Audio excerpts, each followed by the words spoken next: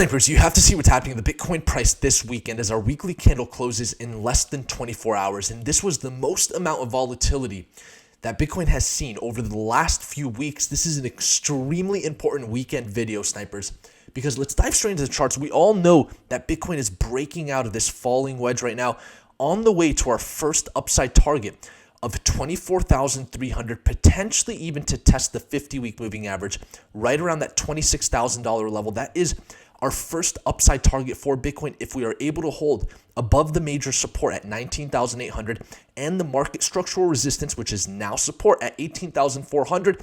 As long as we're above that, which we are maintaining price action above that in the smaller time frames, there is still nothing to be worried about. We have not seen any sell pressure come in that equates to the amount of buy pressure that has begun this move. I think over $4 billion of Bitcoin futures contracts were purchased by an individual today.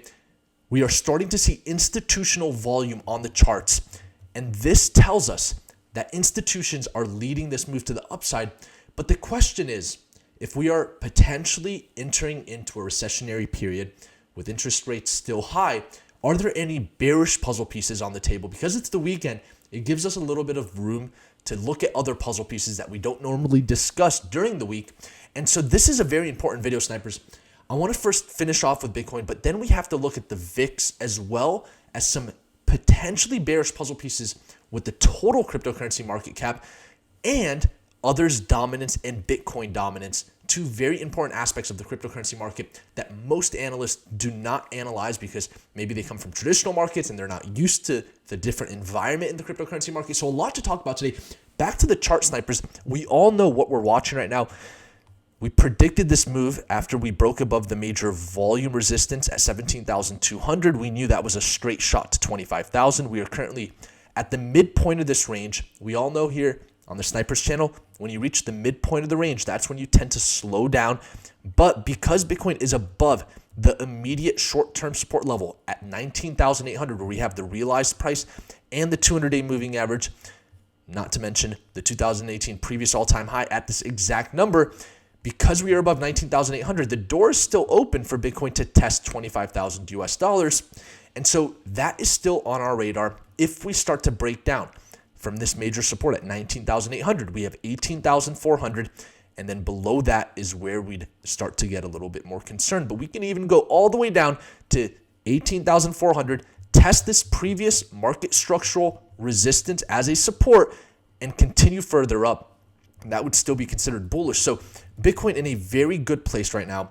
And at this point, we all know what we're monitoring here as well with this falling wedge. The full fulfillment of this falling wedge, taking the top to the base as what you do to determine a target for market structural breakouts, takes us straight to that 50-week moving average at 26,000 US dollars. All of these things showing confluence. And that's why we have the best cryptocurrency analysis on the internet, the most accurate. That is our immediate upside target right now for Bitcoin. So let's talk about these puzzle pieces that I teased you guys with here at the start of this video, because there are some bears that are saying this is it. We have reached a level of extremely low volatility here in the equity markets. The VIX is at a major support level where typically when the VIX reaches this extremely important support level, we tend to see another spike to the upside.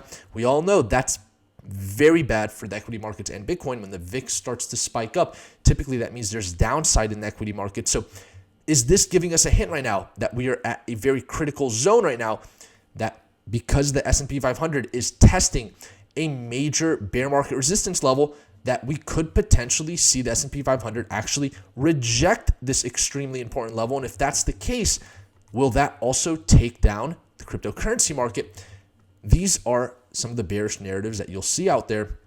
And what I'll say right now is the revolving parts outside of Bitcoin are still looking good, the DXY, the S&P 500, but that could certainly change, right? Markets don't just go up or don't just go down. And so what I'll say here is with the VIX, this is something very important that we have to monitor, because the VIX is approaching a major support level where over the last 5 years, we've seen the VIX spike back up towards the 28-point level, maybe around that 33-point level, when reaching any levels of volatility below 20. Right now, we're sitting at 18. And so that right there, I would consider this a bearish puzzle piece that we want to monitor to be on the defense with this move to the upside. That doesn't mean Bitcoin doesn't have further room to the upside, because the VIX tends to sometimes stay here for several weeks before seeing that move. But that's just some food for thought for the bears right there, that the VIX is at a very low number right now, and typically we'll see a spike when it's that low. And then also, I will mention Bitcoin dominance. For those that were tuned in to the Snipers channel in 2018, 2019, you guys remember we were covering the bear market every single day. And one thing that we got used to was Bitcoin dominance moving up, right? During times of fear, what you'll see is altcoin liquidity flow into Bitcoin as a storage of value, because that's what Bitcoin is, right? The digital version of gold. And so you'll see altcoins move into Bitcoin because Bitcoin will typically see less downside than most altcoins because it has a larger market cap. And Bitcoin dominance has not moved up yet, even with this bear market that we've been in. We haven't seen Bitcoin dominance move up. It's actually been one of those puzzle pieces that has been quite odd. Even though the DXY moved up, in 2018, the DXY moved up in correlation to Bitcoin dominance moving up, right? As the dollar became strong, we saw institutions and retail hedge their altcoins into Bitcoin. Bitcoin dominance moved up. This time around, the dollar went up, Bitcoin dominance didn't. But does that mean it doesn't have to? Or it just has not done it yet? And that's something that we have to ask ourselves with Bitcoin dominance right now, moving above the 20-week and 50-week moving average. We did not see the end of the bear market in 2018 until Bitcoin dominance started to get towards its 200-week moving average and calm down. And so you can see here, we are pretty far away from this 200-week moving average. What if Bitcoin dominance is on the way up? That means we're only starting this bear market off, and this could just be one of the relief rallies in a bear market, right? So I just want to address the bearish case, because of course you have to address the bulls and the bears. I have to be your umpire and stay neutral.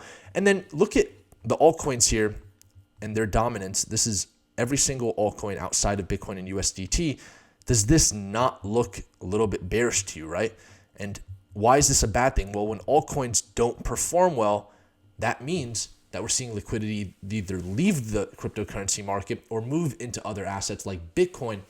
And so that's why I always say we monitor the Ethereum to Bitcoin chart to lead our analysis on other altcoins. It's a leading indicator to altcoin strength. And one thing that we've noticed through this time that Bitcoin has been moving up over the last few days is that every time Bitcoin has moved up, Ethereum against Bitcoin sells off.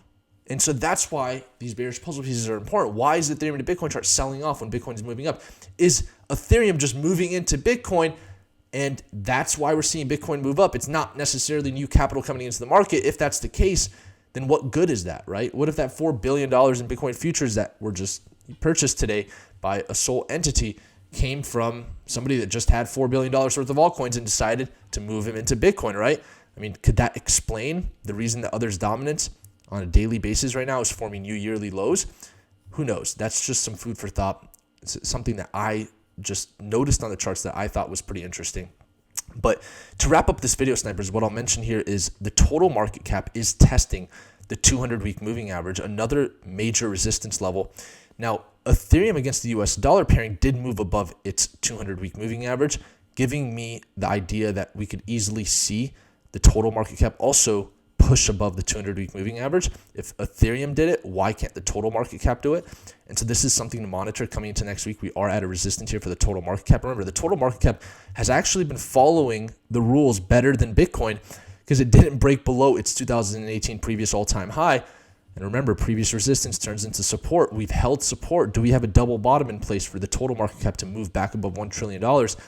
That could be a very big deal. And then if we move above $1.12 trillion, that could signal the end of a bear market. And that would show confluence with Bitcoin reaching that 50-week moving average right around that $26,000 level. So some food for thought there for the future, an immediate short-term perspective.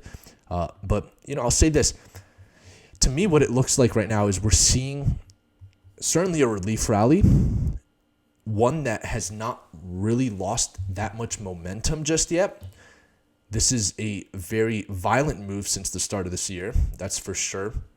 Maybe some analysts will say a pullback is necessary at some point, but what if we see that pullback at 25,000? That's what I'd be expecting because we know 25,000 is the real range resistance in this area that we're in. And so to me, what it looks like is, by the time we get to 25,000, I think that's where we'll really get some answers for the more macro opinion. But for now, what we know is that we're in a very volatile breakout move. Bitcoin is in a transitionary phase, and it certainly has further upside targets left. And certainly on the table right now, 25,000 US dollars up to 26,000 US dollars is certainly on the table. And that could change if we start to see some of our support levels getting tested. And so we have 19,800 as that major level. We want to monitor that. There's a lot of confluence there. I would say that's the most important level, the 200-day moving average. And then just below that, 18,400 are make it or break it for Bitcoin at this point. So very interesting video. A couple of interesting puzzle pieces to mention. I do want to talk about Ethereum before we wrap up this video, because what you'll notice here with Ethereum is we're above 1440. And so for those in Ethereum right now, the immediate resistance is 1760. That is our next upside target. You can expect some pushback there. And then for the short term, the same way that 19,800 is pretty important for Bitcoin, 1440 is very important for Ethereum. We want to hold that level. And if we do get below there, all we have left is 1395, where we have the 200-day moving average. And we don't want to get below there, or then we open up the door to more downside targets. Gold ended the week off strong, a major move to the upside, a lot of strength there. Equity markets have been crushing it throughout the start of this year. And 2023 has only shown us good thus far. The NASDAQ doing extremely well. Looks like we have potential double bottom on the table.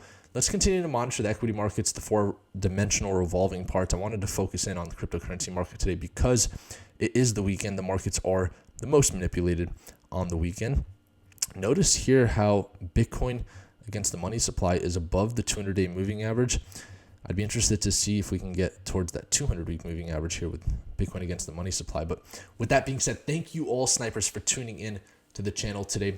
If you like this video, remember to comment below and subscribe. I appreciate each and every one of you tuned into the channel. Remember, Bitcoin playing inside of the range with a support of 17,200.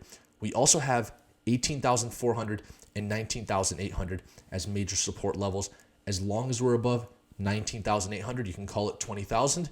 Things are looking very good for Bitcoin to reach 25,000 US dollars before we could start to expect some resistance from that 200-week moving average. There are some puzzle pieces like the S&P 500 testing a major bear market resistance level that we still have to be patient about. We'll let that unfold into this next week and we'll see what happens. Stay tuned to the channel, of course. And then we have the DXY breaking major support levels right now. We have not seen the DXY come up for a lower high or a higher high just yet. And so the expectation that at least in the immediate short term, we'll see the US dollar strengthen up a bit, at least on the charts, to get back to some of the strength that it saw earlier, in 2022 and especially in the later parts of 2022. If we can get the DXY to give us some confirmations of that move, that's going to be important to monitor. And then with that being said, outside of that, we have Ethereum, the Ethereum to Bitcoin chart, Bitcoin dominance to monitor, a lot to monitor throughout the next few weeks, but we'll keep you guys updated as always. Thank you guys for tuning into the channel this weekend, and until next time, snipers.